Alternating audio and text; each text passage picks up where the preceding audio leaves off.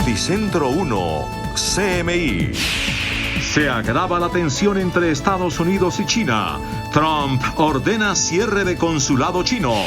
Comandante de Fuerzas Militares responde a Cámara de Estados Unidos.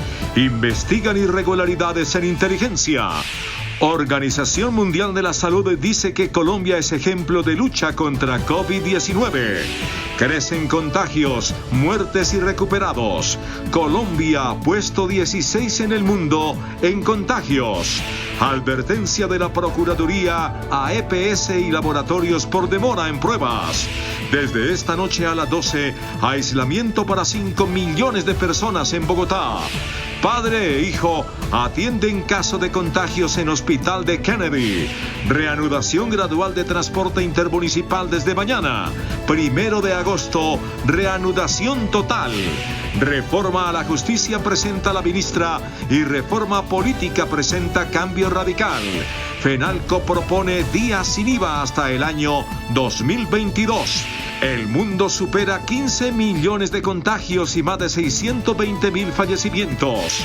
Científicos de Estados Unidos revelan que están un paso más cerca de retrasar envejecimiento. Procurador explica ajustes a la justicia en Pregunta a Yamir. Buenas noches, nuestros secretos de hoy. 1. La presidenta de la JEP, Patricia Linares, rectifica al presidente Duque. Muy amablemente, claro está. 2. Las duras y las maduras que enfrenta el campo. 3. La disputa por la Procuraduría General de la Nación se está convirtiendo en un fuerte pulso político. Tengo ñapa. Se avecina un revolcón en el ICETEX. 1, 2, 3 y mi ñapa al cierre. Con Claudia Palacios y Margarita Ortega. Buenas noches. Se agrava la tensión entre Estados Unidos y China. El presidente Donald Trump ordenó el cierre del consulado chino en la ciudad de Houston tras denunciar operaciones de espionaje ilegal realizadas por Pekín. China, por su parte, prometió represalias ante lo que tildó de una provocación política sin precedentes. La administración de Donald Trump redobla la apuesta en su dura ofensiva en contra de China y esta vez demandó abruptamente el cierre del primer consulado que abrió el gigante asiático en suelo estadounidense durante 1979. Washington dio 72 horas para clausurar la misión diplomática en la ciudad de Houston, acusando al gobierno de Xi Jinping de haber llevado a cabo grandes operaciones de espionaje ilegal en contra de funcionarios y ciudadanos estadounidenses, advirtiendo que han aumentado considerablemente en los últimos años. Y según el Departamento de Estado, la orden se produjo con el fin de proteger la propiedad intelectual. Of the Chinese Communist Party stealing intellectual property. We actually talked about this. It's not just American intellectual property but stolen. It's been European intellectual property too, costing hundreds of thousands of jobs. Good jobs for hardworking people all across Europe and America, stolen by the Chinese Communist Party. China calificó la acción como una escalada sin precedentes e injustificada que viola el derecho internacional y prometió una dura respuesta. Aunque unas horas antes de la orden de cierre se conocieron imágenes de varias personas en el patio del consulado quemando lo que parecían ser documentos clasificados. La estela de humo fue tal que los bomberos acudieron ante el peligro de incendio. El cierre del consulado parece marcar un punto de no retorno en las relaciones entre los dos países, que se encuentran en su fase más baja tras la imposición de una controvertida ley de seguridad en Hong Kong con la que China se hizo del control de este territorio autónomo.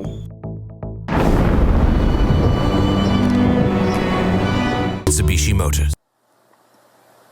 El comandante de las Fuerzas Militares, general Luis Fernando Navarro, respondió a las preocupaciones planteadas por la Cámara de Representantes de Estados Unidos sobre el uso que Colombia le está dando a los equipos de inteligencia. Navarro dijo que se trabaja en superar las irregularidades y en mejorar los esquemas de inteligencia. La Ley de Defensa Nacional de Estados Unidos, aprobada en la Cámara y pendiente del trámite en el Senado, advierte: ningún equipo militar transferido o vendido al gobierno de Colombia podrá ser usado para propósitos de inteligencia ilegal. El general Luis Fernando Navarro, comandante de las Fuerzas Militares, aseguró que el país está comprometido con mejorar la inteligencia. Se han tomado decisiones administrativas en la potestad del comandante de fuerza y estamos trabajando en unas líneas de mejora para fortalecer aún más los procesos de inteligencia y garantizar una inteligencia de calidad. Señaló que las presuntas irregularidades o delitos denunciados en los últimos meses están siendo investigados por la justicia. Desde un principio, todo lo relacionado a las investigaciones quedó en manos de la Fiscalía General de la Nación para la línea penal. Estados Unidos también podría restringir los recursos para la aspersión aérea de coca si Colombia no la ejecuta con métodos ajustados a las sentencias de la Corte Constitucional. Ningún fondo destinado a la fumigación de cultivos ilícitos se podrá entregar si no hay una demostración por parte del gobierno de Colombia de que está cumpliendo las regulaciones del país en esa materia. Estas enmiendas en discusión en el Congreso de los Estados Unidos representan un endurecimiento de la posición de ambos partidos, demócrata y republicano, con relación a esa asistencia y cooperación financiera con Colombia. El gobernador de Nariño, uno de los departamentos con más cultivos de coca, también destacó la decisión. Siempre vamos a defender de que primero debe realizarse la sustitución alternativa y de manera voluntaria, especialmente y en contra de las fumigaciones con glifosato. La ley que contempla el presupuesto de cooperación está pendiente de su aprobación en el Senado. Esta noche la Corte declaró constitucional el decreto que facilitó el deshacinamiento carcelario por la emergencia generada por el coronavirus y que autorizó detención domiciliaria transitoria a mayores de 60 años bajo ciertas circunstancias.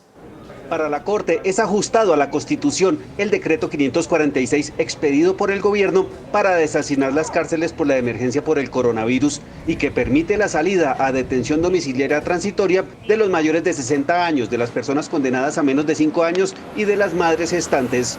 Esta noche, la Sala Plena de la Corte Constitucional avaló la norma que además beneficia a quienes sufran enfermedades como cáncer, VIH, insuficiencia renal, diabetes, trastorno pulmonar o son insulinodependientes, entre otras. Los magistrados hicieron algunos condicionamientos, como el hecho de que el gobierno debe garantizarle a las personas que reciban el beneficio de detención domiciliaria transitoria un sitio donde puedan permanecer sin correr riesgos, sobre todo para la salud.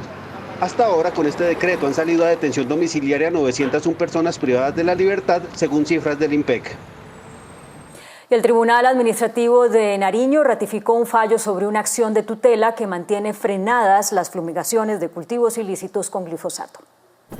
El gobierno no podrá avanzar en el trámite de la licencia ambiental con la que pretendía retomar las fumigaciones con glifosato. En segunda instancia, el Tribunal Administrativo de Nariño mantuvo la decisión de un juez que falló una tutela a favor de una comunidad indígena del departamento. En los países donde fabrican esos productos, allá es prohibido usarlos, más sin embargo en los países subdesarrollados lo aplican contundentemente sin tener en cuenta la grande afectación que se causa no solamente en la parte ambiental, sino también en la parte humana. La tutela garantiza el derecho a la participación de los indígenas en una audiencia pública, que es requisito fundamental para tramitar la licencia. El fallo advierte que la audiencia no podrá ser virtual. Mientras tanto, el gobierno continúa con la erradicación forzosa.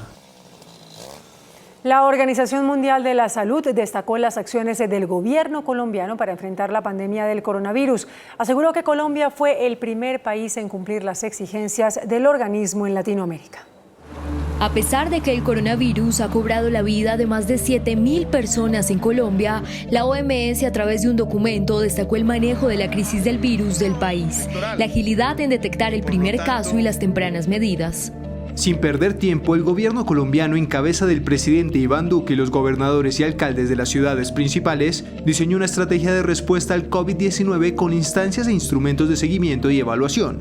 Tras un estudio de casos de diversos países frente a la respuesta ante la pandemia, Colombia aparece como la primera en cumplir con las exigencias de la organización en Latinoamérica.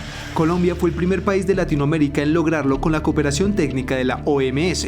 También fue pionero en recibir por parte del organismo el entrenamiento avanzado en GoData en la región de las Américas y desarrollar un piloto para el estudio de los primeros casos de influenza pandémica y de COVID-19. El informe destaca que Colombia, con un trabajo articulado y coordinado, busca no dejar a nadie atrás en la lucha contra el COVID-19. Y el ministro de Salud, Fernando Ruiz, anunció esta noche que el gobierno dará un subsidio económico a las personas que tengan que aislarse en sus casas por ser portadoras de COVID-19. La estrategia PRAS es el nuevo esquema de pruebas, rastreo y aislamiento selectivo sostenible que, según el ministro de Salud, es una nueva forma de aislar a los contagiados y bloquear los focos de contagio. Pero esto requiere obviamente una capacidad incrementada de pruebas, requiere también igualmente tener la posibilidad de tener un aislamiento efectivo, es decir, que la persona se quede los 14 días y su familia quede los 14 días aisladas, y para ello necesita apoyos importantes como los apoyos que se van a dar financieros y los tanto para las personas del régimen contributivo como el régimen subsidiado, para buscar y lograr que tengamos la disciplina, pero que al mismo tiempo tengamos la posibilidad de estar en nuestras casas con la tranquilidad desde el punto de vista económico. El ministro recalcó que el programa tendrá éxito en la medida en que sea estricto el aislamiento de los contagiados. Colombia tiene esta noche más de 218.000 contagiados con COVID-19. En las últimas 24 horas se reportaron más de 7.000 nuevos casos y 207 muertes. El gobierno nacional confirmó este miércoles que 207 personas perdieron la vida en el país a causa del contagio con el COVID-19. Las muertes se presentaron en su mayoría en la capital del país con 81 muertes, Valle con 24 y en Córdoba con 19 decesos. En Colombia han fallecido 7.373 personas al presentar complicaciones respiratorias por la enfermedad. La cifra de contagiados detectados hasta el momento también aumentó. Con 28.801 pruebas procesadas, se detectaron 7.390 contagiados.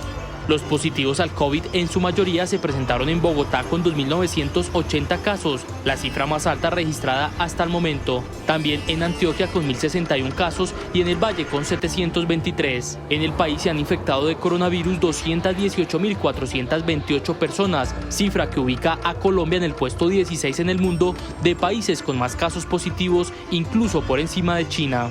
¿Esto qué quiere decir? Que continúa el crecimiento acelerado de la pandemia en nuestro país. Aquí es importante la prevención. Recordemos, hay unidades de cuidados intensivos por encima del 90% de ocupación y en algunas partes del país incluso del 100%. Prevengamos para evitar muertes. La cifra de recuperados aumentó con otros 2.773, llegando a los 101.613 recuperados. Y por la rápida propagación de los contagios de COVID-19 en La Guajira, el departamento fue declarado en alerta roja. El gobernador de La Guajira, Nemesio Royce Garzón, decretó la alerta roja hospitalaria debido a la preocupante situación que atraviesan los sistemas de salud en el departamento, que ya tiene 1.615 casos positivos de COVID, distribuidos principalmente entre Maicao, con 893 casos, Riohacha, con 465 y Uribia, con 78. Ante el aumento de los casos positivos de coronavirus en el departamento de La Guajira, y de igual manera el aumento en la ocupación de las camas de cuidados intensivos en los hospitales del departamento, se ha decretado la alerta roja. Según el último reporte, en La Guajira existen 83 camas en unidades de cuidados intensivos, de las cuales 65 se encuentran ocupadas. Debido a la crítica situación, varios pacientes de alta complejidad han tenido que ser remitidos a centros asistenciales de otros departamentos como el Magdalena y el Cesar. Entre tanto, en Barranquilla, con la reducción de los contagios, las autoridades comenzaron a levantar las cuarentenas sectorizadas en la ciudad. Tras un prolongado aislamiento y por la disminución de la velocidad de contagio por COVID-19 en Barranquilla, se levantó el cerco sanitario suroriente, una de las zonas priorizadas para disminuir nuevos casos de contagio. En 9 cuadrantes se aislaron a personas que residen en los 8 kilómetros cuadrados en los que funcionó el aislamiento.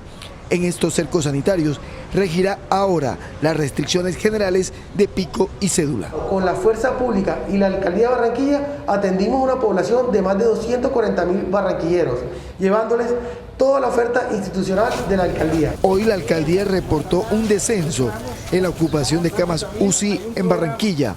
Bajó al 65%. De 645 hay 419 ocupadas y 226 disponibles. Y el Procurador General Fernando Carrillo llamó la atención de las Secretarías de Salud del país para que tomen medidas por las reiteradas denuncias de retraso en la entrega de los resultados de las pruebas de COVID-19. En una carta de 3 páginas, el procurador le exige a los secretarios de salud del país que adopten un plan para agilizar los resultados de las pruebas para diagnosticar a las personas contagiadas. Tenemos cientos de denuncias de ciudadanos que nos están contando cómo se dan unos retrasos inexplicables en la entrega de pruebas. En muchos casos han llegado a cuando los pacientes han fallecido.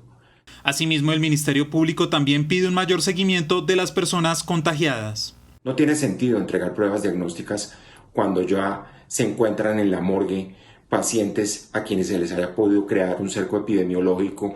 La Procuraduría hizo un llamado de atención a las empresas prestadoras del servicio de salud en Atlántico para que mejoren la atención de los pacientes en el departamento.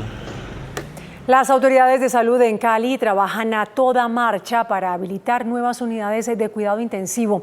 De las 749 camas UCI en Cali, hay 477 exclusivas para COVID y su ocupación alcanzó ya el 93.3%. Esta noche solo están libres 45 unidades. Y esta medianoche entra a regir el aislamiento estricto para las localidades Bosa, Kennedy, Fontibón, Antonio Nariño y Puente Aranda, con lo cual 5 millones de personas en total quedan en aislamiento obligatorio en Bogotá. En 2 horas y media, 5 nuevas localidades entrarán en cuarentena. Bosa, Kennedy, Puente Aranda, Antonio Nariño y Fontibón estarán confinadas desde mañana y hasta el 6 de agosto. Estas zonas tienen 21.956 personas contagiadas, es decir, el 32% de los casos registrados en la ciudad. En total van a estar alrededor de 5 millones de personas durante 4 días en aislamiento obligatorio. Esto va a permitir desacelerar el ritmo de contagio. El último grupo, Suba, Engativá y Barrios Unidos, estará en aislamiento entre el 31 de julio y el 14 de agosto. Estas 3 localidades, con más de 2 millones de habitantes, registran 12.603 casos. Pensamos que estas medidas nos permitirán pasar el pico de la pandemia de la mejor manera. Por supuesto, la colaboración de quienes me están viendo es fundamental. Si te es posible, quédate en casa. Bogotá sigue siendo la ciudad del país más afectada por la pandemia, con 70.849 contagios. El pico ya empezó. Estamos en la segunda de 6 semanas críticas y las unidades de cuidados intensivos están al 91.7%. Cuando se requiere que los pacientes por orden médica accedan a una unidad de cuidados intensivos, la oferta de estas la tenemos centralizada en el CRUE. Queremos darle un manejo transparente al asunto. Queremos garantizar que el modelo de aseguramiento no sea un obstáculo para poder acceder a una unidad de cuidados intensivos. El pico y cédula se mantendrá en toda la ciudad. Justamente en Kennedy inició la entrega de las llamadas tarjetas Monedero. 500.000 familias recibirán una ayuda de 233.000 pesos para enfrentar el aislamiento. Bogotá Cuidadora es una aplicación de la Alcaldía Mayor mediante la cual se busca alcanzar a por lo menos 550.000 familias de los sectores más vulnerables de la ciudad. Hoy inició la primera entrega de tarjetas Monedero por un valor de 233.000 pesos que pueden ser canjeados por comida. Un bono canjeable por alimentos, porque precisamente la inspiración de esto es la alimentación. La idea es que la gente lo utilice en medio de este confinamiento en este específico tema. El programa forma parte de la tercera fase de Bogotá Solidaria en Casa. Súper bueno porque pues le beneficia a uno por lo menos en la alimentación, que es en lo que más uno briega. Simplemente me inscribí, ellos miraron en la base de datos, me imagino que por lo que yo tengo una discapacidad visual, entonces salí favorecido. Estas ayudas estarán focalizadas especialmente para las localidades donde se lleva a cabo un cierre epidemiológico. Noticentro 1 CMI destaca el trabajo del personal de salud para enfrentar la pandemia del COVID-19. Hay familias en las que más de uno de sus miembros enfrentan en los hospitales, como parte del personal de salud, la curación de los pacientes con este virus. Este es el caso del papá Rodríguez y el hijo Rodríguez en el hospital de Kennedy en Bogotá. Son Freddy y Camilo Rodríguez, padre e hijo. Los dos trabajan en el hospital de Kennedy. Freddy, desde hace 35 años, ex auxiliar de enfermería. Camilo es médico hospitalario. Los dos están en la primera línea de batalla contra el COVID-19. ¿Cómo estás? Es muy difícil ser auxiliar de enfermería o trabajar en un hospital público como en este momento en las áreas de la salud por el rechazo social que estamos teniendo, el mito de la gente de que nosotros somos transmisores de COVID, de enfermedades. Eso es incómodo, es difícil pasar un turno arriesgando su integridad, arriesgando su vida, viendo a sus compañeros de trabajo arriesgarse y salir y sentir rechazo social. Los dos comparten un mismo temor en medio de la pandemia. Ese miedo que uno no deja de sentir, más que uno ve la gente en la calle no llevando las normas de bioseguridad, no teniendo en cuenta el distanciamiento, y son factores que pueden influir como tal e impactan en la pandemia, en la distribución del virus. Tengo miedo de que mi papá se llegue a contagiar, de que llegue a presentar síntomas y que todos los días en el ámbito hospitalario está uno en riesgo. Para Camilo, su papá es un héroe, más grande que Superman, y es un hombre que nunca se rinde. Los dos, a pesar de sus temores, entregan todo para ganar esta feroz batalla contra la pandemia. En otras noticias, la Superintendencia de Salud reveló que las EPS reportaron pérdidas por 1.9 billones de pesos en el último año. El informe de la Superintendencia Nacional de Salud con los estados financieros del sector revela que, aunque en 2019 las EPS obtuvieron ingresos por más de 68 billones de pesos, las pérdidas en esas entidades superaron los 1,9 billones de pesos. En Colombia existen 32 empresas promotoras de salud. Ahora operan bajo el modelo de aseguramiento y buena parte de sus ingresos provienen del gobierno. En el régimen contributivo se concentraron las mayores pérdidas. Según la superintendencia, estas pérdidas acumularon una cifra de 1,2 billones de pesos en 2019. Buenas tardes. La viceministra de Transporte, Carmen Ligia Valderrama, anunció esta noche la puesta en funcionamiento de los protocolos de bioseguridad para reanudar el transporte intermunicipal de pasajeros. El Gobierno Nacional inició el proceso de evaluación a las empresas del transporte terrestre de pasajeros para la reactivación del sector a partir del 1 de agosto. Se trabaja en coordinación con el Ministerio del Interior y las alcaldías para la reapertura gradual del transporte intermunicipal.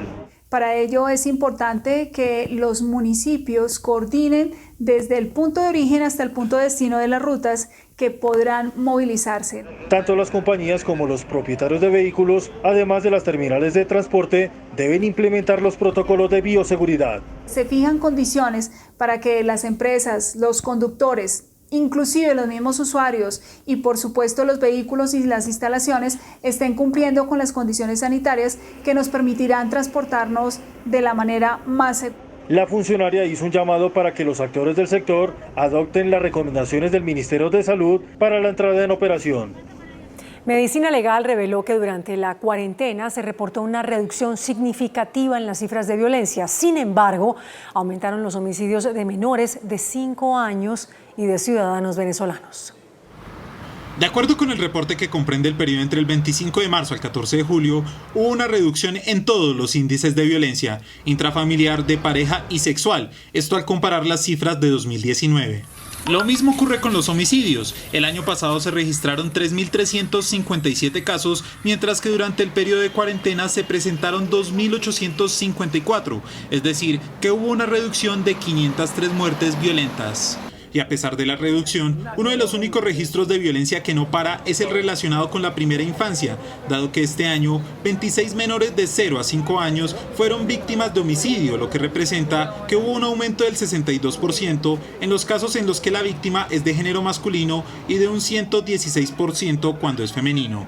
En estos casos de confinamiento en medio de una pandemia y teniendo en cuenta que en el 70% de los casos los agresores conviven con la víctima, no es fácil denunciar. El segundo factor que aumentó fueron los casos de homicidios de venezolanos. En 2019 hubo 125 casos y este año ya se registran 139. En cuanto a regiones, Antioquia es uno de los departamentos con mayor reducción de muertes violentas, un 30% en casos de hombres y un 38% de mujeres, mientras que el departamento del Chocó es uno de los que se registró un aumento del 75% en homicidios en los que la víctima fue un hombre y del 50% en casos de mujeres. Ministra de Justicia presenta a las altas cortes nuevo proyecto de reforma a la justicia. lista cremallera y financiación estatal, pilares de reforma política presentada por Cambio Radical. Amenazan a Hugo Acero, secretario de Seguridad de Bogotá. Fiscalía investiga.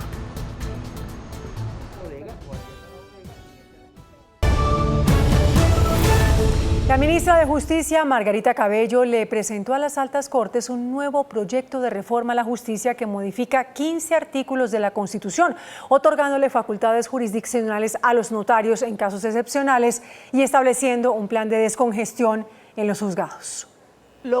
El nuevo proyecto que presentó a las altas cortes la ministra de Justicia, Margarita Cabello, para sus ajustes, modifica 15 artículos de la Constitución.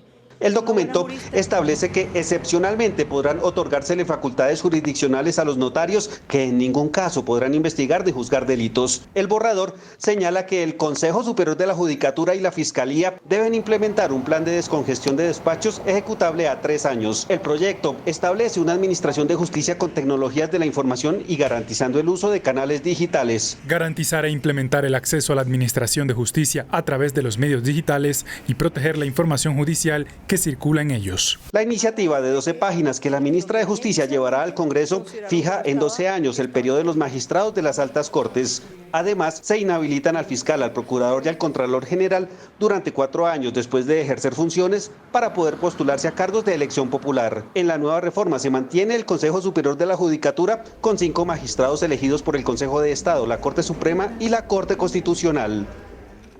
Por último, se deja en manos del Congreso la elección del auditor general, que hasta ahora era función del Consejo de Estado. Y el Partido Cambio Radical presentó el proyecto de reforma política que, entre otras cosas, contempla la creación de las llamadas listas cremalleras, con lo cual se espera una mayor participación de las mujeres en política. El Partido Cambio Radical busca que su reforma política le brinde mayor participación a los jóvenes y la mujer, se incluyan mecanismos anticorrupción y se acabe con la llamada dictadura del bolígrafo, donde los directores de los partidos son quienes deciden cómo se conforman las listas.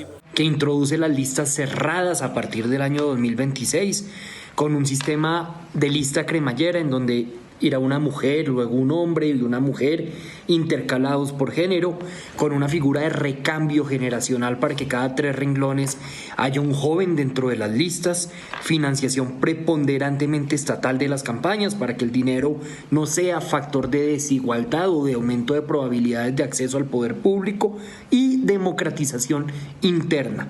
La reforma política fue presentada por 23 parlamentarios de diferentes partidos. Incluye además un registro único de militantes para cerrarle el paso al transfugismo. La Corte Suprema advirtió que debe aplicarse la figura de silla vacía a la curul de la ex senadora Aida Merlán. En una carta al nuevo presidente del Congreso, Arturo Char, la Corte Suprema de Justicia advierte que en el caso de Aida Merlano, condenada por concierto para delinquir, corrupción al sufragante y tenencia ilegal de armas, debe aplicarse la figura de la silla vacía. La curul, obtenida por Merlano mediante compra de votos en Barranquilla, es ocupada por Soledad Tamayo, quien había presentado ante la Corte un recurso para tratar de permanecer en el Senado. La Sala Penal de la Corte, al desestimar las pretensiones de Tamayo, manifestó que por tratarse de una curul obtenida fraudulentamente en 2018, debe aplicarse la figura de la silla vacía, lo que significa que Tamayo debería abandonar el Senado. Merlano, quien permanece en Venezuela, se presentó al Senado por el Partido Conservador. Y con un acto especial en la Casa de Nariño entró en vigencia la reforma al artículo 34 de la Constitución Política de Colombia. De esta manera queda en firme la cadena perpetua, tanto para violadores de menores de edad como para asesinos de los mismos. En Colombia, cada hora 3 niños son objeto de violencia sexual. En lo que va corrido del año, el Instituto de Bienestar Familiar ha abierto 5.252 procesos de restablecimiento de derechos por violencia sexual. Para los promotores de la cadena perpetua para violadores de niños, esta es una fecha histórica. A partir de hoy, 22 de julio, una fecha memorable, una fecha que quedará en el corazón de todos y de cada uno de nosotros y especialmente de los colombianos, de todas esas víctimas. Estamos hoy dándole una respuesta al clamor de la ciudadanía ante esas alarmantes cifras de violencia sexual que tenemos en contra de nuestros niños, niñas y adolescentes. La hija de la difunta senadora Gilma Jiménez se encargó de mantener viva la propuesta de su madre para proteger a los niños. El objetivo y su más grande e importante sueño fue la búsqueda de la felicidad y el respeto pleno de los derechos de nuestros niños. Y eso es un imperativo que nunca nos ha permitido desfallecer. El presidente Duque anunció que en la reglamentación de esta norma constitucional va a proponerle al Congreso que los delitos contra los menores nunca prescriban. Para que no exista ningún miserable delincuente que pretenda que con el pasar del tiempo se extingue su responsabilidad ante la sociedad. A pesar de que la reforma establece la cadena perpetua, se establece que la pena será revisada a los 25 años de la condena para evaluar la resocialización del condenado. Un informe del Departamento de Antropología de la Universidad Nacional reveló varias denuncias por presunto acoso sexual al interior del campus universitario. La mayoría de estas denuncias corresponden a testimonios de mujeres que dijeron ser acosadas por funcionarios de esa institución durante varios años. La Rectoría de la Universidad Nacional informó que las quejas fueron enviadas a las autoridades disciplinarias del plantel educativo para las investigaciones correspondientes. Y las autoridades investigan quiénes son los responsables de lanzar una granada contra el vehículo del gobernador indígena Cristian Toconaz en Jamundí Valle. El gobernador salió ileso gracias a que en ese momento se encontraba en una reunión fuera del vehículo. A 11 se elevó el número de militares muertos por la caída de un helicóptero del ejército en límites de Vaupés y Guaviare. Con el hallazgo de los últimos cuerpos sumergidos en el río Inírida, son 3 suboficiales y 8 soldados quienes perdieron la vida. Los 6 sobrevivientes están estables en el Hospital Militar de Bogotá. Y la delincuencia tocó las puertas del secretario de Seguridad de Bogotá, Hugo Acero, quien a esta hora permanece bajo estricta protección luego de que se confirmara la veracidad de amenazas en su contra. El secretario de Seguridad de Bogotá, Hugo Acero, confirmó las amenazas en su contra, que hoy lo tienen con más escoltas y estrictas medidas de protección. La policía incrementó mi esquema de seguridad. La Fiscalía y la Policía investigan serios indicios sobre un atentado en su contra. Detrás de las amenazas estarían grupos criminales dedicados a la ocupación ilegal de terrenos en el sur de Bogotá. Incluso podrían ser represalias por la desarticulación de más de 70 bandas. Son 2 instituciones sobre las cuales tengo la mayor confianza. Acero no puede salir solo, su familia está confinada y tuvo que cambiar las rutas de transporte. Y es que ahora el secretario de Seguridad también es blanco de los delincuentes. El gobierno lanzó las 13 estrategias para reactivar la economía tras la crisis generada por el COVID-19. Hay especial impulso al comercio exterior, la infraestructura y la tecnología. Durante una audiencia virtual en la que participaron también la vicepresidenta Marta Lucía Ramírez y la directora de Procolombia, Flavia Santoro, el ministro de Comercio Exterior, Juan Manuel Restrepo, dio a conocer los primeros mecanismos para la reactivación económica pospandemia. Estamos hablando de que vamos a lograr que 788 empresas exporten más de 1.670 millones de dólares. Esto es casi un crecimiento del 50%. El gobierno le apunta a un desarrollo empresarial que lleva al país a un crecimiento del 5% al final de su mandato. Estamos hablando que en el periodo 2020-2022 dispondremos de 73 billones de pesos en créditos y garantías para reactivar y repotenciar más de 350.000 empresarios de Colombia. La directora de Procolombia reiteró además que la innovación y el conocimiento serán otros de los importantes pilares en la reactivación. Le apuntamos a lograr exportaciones de servicios por 830 millones de dólares al cierre de este año del 2020 y 950 millones de dólares para el cierre del 2022. ¿Qué buscamos? Buscamos un total de 434 empresas que ofrezcan servicios basados en el conocimiento. Finalmente, la vicepresidenta Marta Lucía Ramírez dijo que los proyectos de infraestructura serán vitales. A través de el Invías con una inversión superior a 1.5 billones de pesos. Para el sector del turismo, el gobierno prepara un paquete de medidas para su pronta reactivación. Bueno, a propósito, el presidente de FENALCO, Jaime Alberto Cabal, propuso la realización de días sin IVA sectoriales de aquí al 2022 para reactivar el comercio. Se trata de una propuesta de reactivación para la economía colombiana afectada por la emergencia sanitaria del coronavirus. El documento con 11 ejes estratégicos fue enviado al gobierno y al Congreso.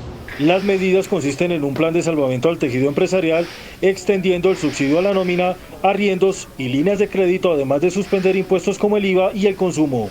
Sobre el día sin IVA, propone implementar jornadas sectoriales hasta el 2022. Se requiere que a través del Congreso se haga expedito un proceso y un plan completo de reactivación económica conjuntamente con el gobierno, los gremios, las centrales obreras y toda la sociedad civil colombiana.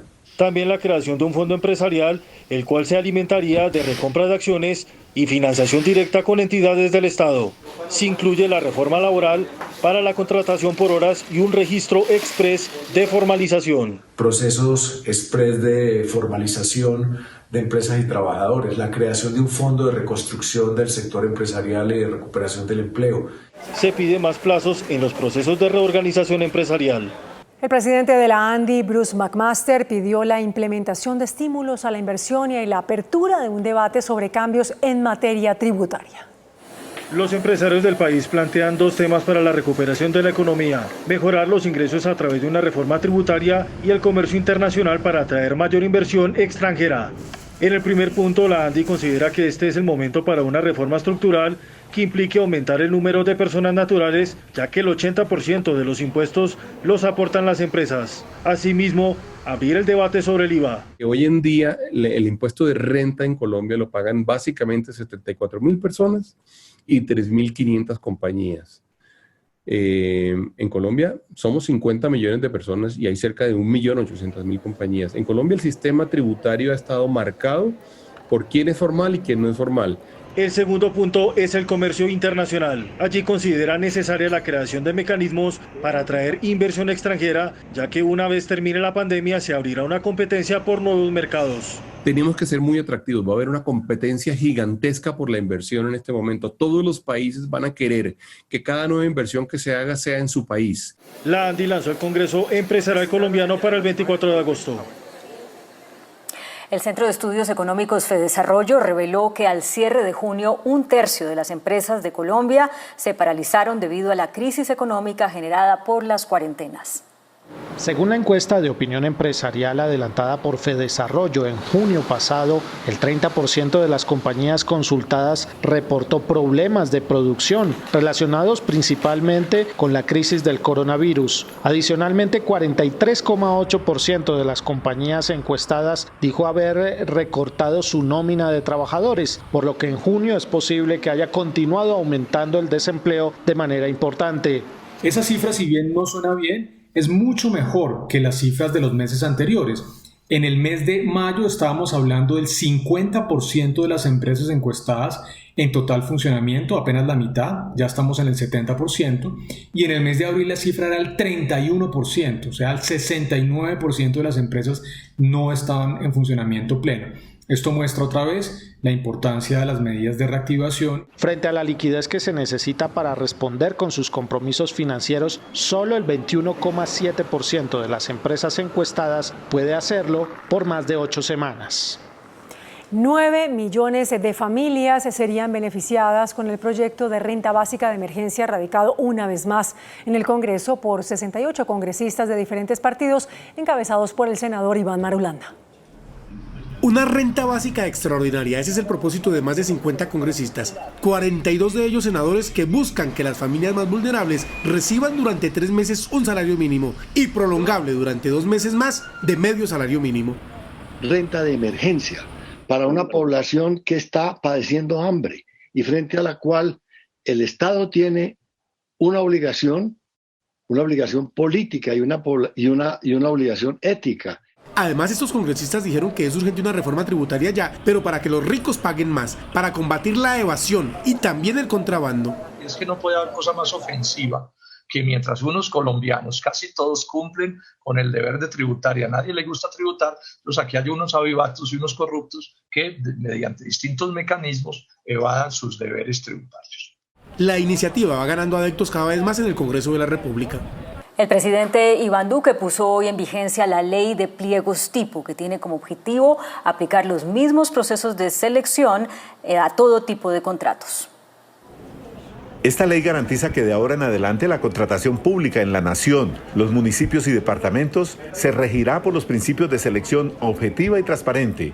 Acabará con los contratos hechos con proponentes amañados y se les podrá hacer un seguimiento ciudadano. Todo este proceso hoy nos lleva a tener una herramienta eficaz, una herramienta que permite el escrutinio ciudadano, una herramienta que le permite al ciudadano observar, hacer un seguimiento detallado. Para uno de los promotores de esta nueva ley, Juan Martín Caicedo Ferrer, presidente de la Cámara Colombiana de la Infraestructura, es motivo de celebración la vigencia de estas normas. Esta ley, valga decirlo, parte en dos la historia de la lucha contra la corrupción en la contratación. Anteriormente, se manipulaban los procesos licitatorios para que estos condujeran a únicos oferentes que terminaban siendo los adjudicatarios de los contratos. La ley le asigna a la Agencia Colombia Compra Eficiente la facultad para hacer los pliegos tipo. Con la ley de pliegos tipo pasaremos de un promedio de 3 oferentes a un promedio de 34 oferentes en las licitaciones de obra pública e infraestructura de transporte. Para el gobierno, los costos de los contratos se reducirán en 7.5%. Y para la Cámara de Infraestructura se van a beneficiar las pequeñas y medianas empresas de ingeniería. La Contraloría General denunció la vulneración de los derechos de los indígenas Wayuu en La Guajira con el desvío del arroyo Bruno por parte de la empresa Carbones del Cerrejón. Tras una auditoría de cumplimiento hecha al Ministerio de Ambiente, la Contraloría General denunció fallas en esa cartera, en Corpo Guajira, en la Agencia Nacional de Licencias Ambientales ANLAP y en Cerrejón. Las fallas a las que se refiere la Contraloría tienen que ver con la poca gestión en el caso de la desviación del arroyo Bruno en el sur de La Guajira que realizó Cerrejón para explotar carbón en esa zona. Una situación que viene afectando los derechos de las comunidades indígenas del sector. Según advierte el ente de control, a los Wayuu se les están vulnerando derechos fundamentales como al agua, a la seguridad alimentaria y a la salud. Hasta ahora no hay un plan de trabajo ni una hoja de ruta que permita restablecerle los derechos a los indígenas afectados, tal y como ordenó la Corte Constitucional desde el año 2017. La Contraloría advirtió que persisten los efectos sobre el medio ambiente y los recursos naturales por los permisos de desviación del cauce del arroyo sin que se evidencie una gestión con resultados a favor de los Wayuu. El superintendente de Industria y Comercio, Andrés Barreto, habló hoy de los abusos en las llamadas automatizadas que hacen los call centers. Después del call center, ahora se utilizan llamadas automatizadas o las denominadas robocalls, que simplemente toman un número telefónico aleatoriamente para dejar mensajes promocionales como ventas de un producto o la prestación de un servicio. Para la Superintendencia de Industria y Comercio, esta es una práctica que viola la protección de datos personales, ya que este tipo de llamadas deben tener el permiso del usuario. La entidad advierte fuertes sanciones. El incumplimiento de esta instrucción de esta superintendencia puede acarrear una multa de hasta 2.000 salarios mínimos, dependiendo de las quejas que formulen los ciudadanos y consumidores. A la fecha se registran más de 427 quejas.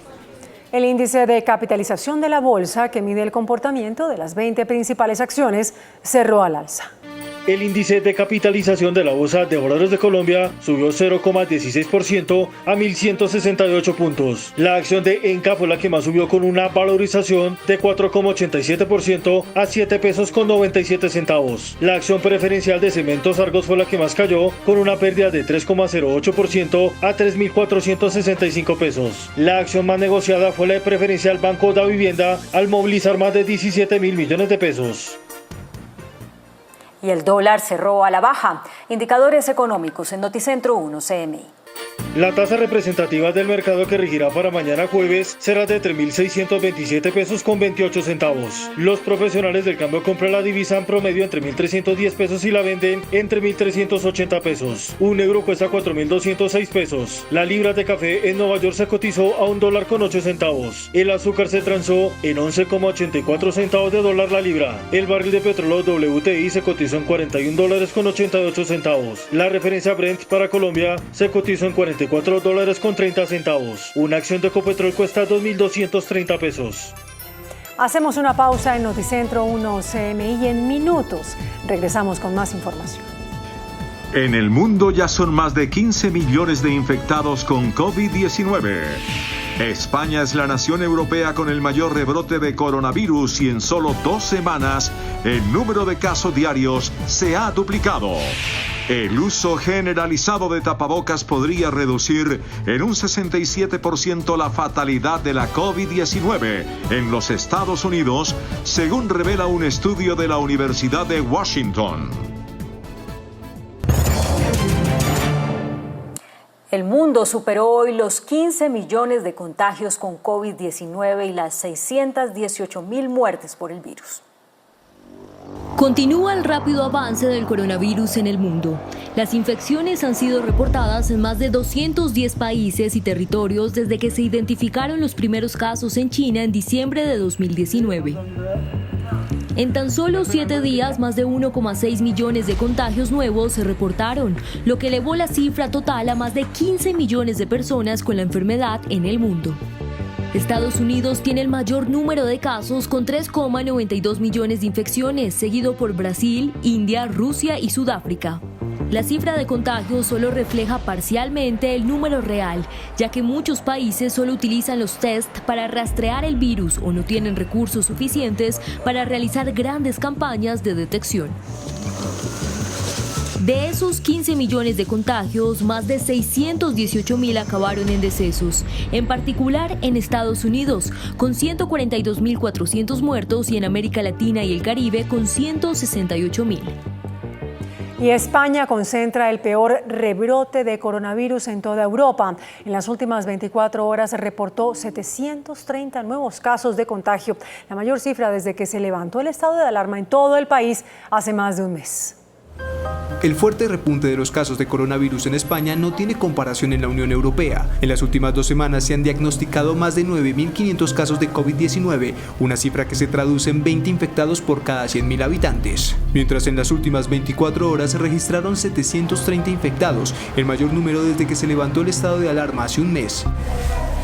Una de las regiones más golpeadas son Aragón y Cataluña, que concentran 2/3 de los casos de todo el país y donde las autoridades han instado a millones de ciudadanos a quedarse en casa, aunque aún no se han impuesto confinamientos obligatorios. Para aliviar esos malestares, toma 1 o 2 sobres de Bonfiest Plus disueltos en agua, cada 6 u 8 horas, entre 3 o 4 sobres por día. Con Bonfiest Plus, tu cabeza y tú como nuevos. Un estudio revela que las muertes por COVID-19 en Estados Unidos podrían reducirse en un 67% si todo el mundo usara máscaras de protección.